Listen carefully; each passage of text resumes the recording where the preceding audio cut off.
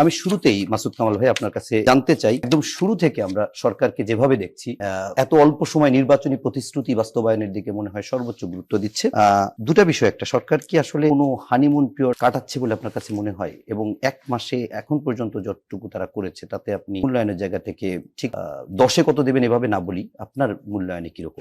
Honeymoon period বলতে কোনো period নাই, কিছু নাই।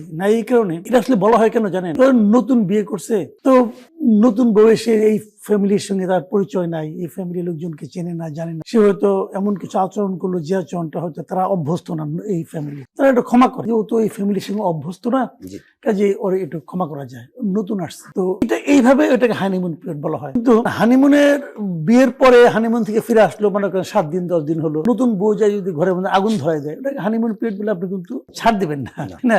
আর আরেকটা জিনিস হলো কি, এদের হানিমুন পিরিয়ড বলতে কিছু নাই, এই কারণে এটা নতুন না, এটা মানে অ্যাফেয়ার ছিল। এই সরকারে যারা সদস্য আছেন, যারা লোকজন আছেন, যে পার্টি আছেন, এই পার্টি বাংলাদেশকে খুব ভালোভাবে চিনে, বাংলাদেশকে চিনে, বাংলাদেশের মানুষকে চিনে, হ্যাঁ, এবং বাংলাদেশের মানুষ এদের সম্পর্কে একটা ধারণা রাখে। ওনারাও জানেন ওনাদের কি করতে হবে, ওনাদের মূল লক্ষ্যটা কি ছিল। যে বিএনপির আগে যে সমস্ত বদনাম ছিল, যে সমস্ত জায়গায় বিএনপির ব্যাপারে মানুষের সন্দেহ ছিল, প্রথমত এই বদনামগুলি দূর করা, তারপর তারা যা করতে চান সেটা করার পক্ষে, করার ফেভারে কিছু কাজ করতে চান। এই তো মূল ঘটনা। এক মাসে তো কোনো কিছু বোঝা যাবে না।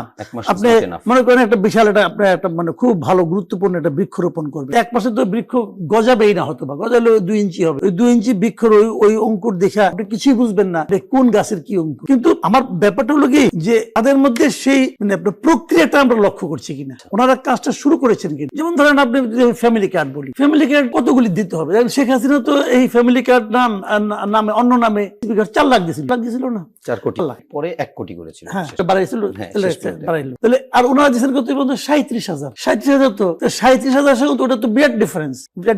এখন কি আমি এটার সঙ্গে এখনই কম্পেয়ার করা শুরু করবো? তা কিন্তু আমি করবো না। আমি দেখবো যে ওনারা যেটা করতে চেয়েছেন সেটা এসে 1 মাসের মধ্যে শুরু করে দিয়েছে। এই যে শুরু করাটা, দিস ইজ ইম্পর্টেন্ট। আবার ধরেন ওনারা শুরু করলেন, শুরু করার পর আমরা কি দেখছি, এই যে শুরু করলেন কারা পাচ্ছেন এবং পাওয়ার ক্রাইটেরিয়া কি? দলীয় লোকজনকে প্রভাব বিস্তার করছে, এমপি সাহেবকে প্রভাব বিস্তার করছে। খবর নেন না, আপনারা তো মিডিয়ায় আছেন, জাস্ট খবর নেন, যেখানে দিয়েছেন ওই জায়গায় যান, আপনারা ফিজিক্যালি যান, যে দেখেন যে ফ্যামিলি কার্ডটা কারা পেলো। এটা তো প্রত্যেকটা মিডিয়ার দায়িত্ব এখন একদম। তো দেখলে বুঝতে পারবেন যে আসলে তাহলে কাজটা ঠিক মতো হচ্ছে কিনা। যদি ঠিক মতো হয় তাহলে ভালো, আমরা এটা একটা এক্সাম্পল হিসেবে দাঁড় করাবো। আর যদি ঠিক মতো না হয়, শুরুতেই আটকানো দরকার। এখন হানিমুন পিরিয়ড, আমি একটা ভুল পাইছি না, এখন আমি কিছু বলবো না, এটা ঠিক না। আপনি এখনই বলবেন, কারণ এখন না বললে কি হবে, পরে যখন বিষয়টা অনেক বড় হয়ে যাবে কিন্তু বললে আর থামবে না। কাজে সমস্যা হলে শুরুতেই আটকাতে হবে। এইগুলি আমি বলি যে তারা মোটামুটি তারা চেষ্টা করছে বলে আমার কাছে মনে হয়।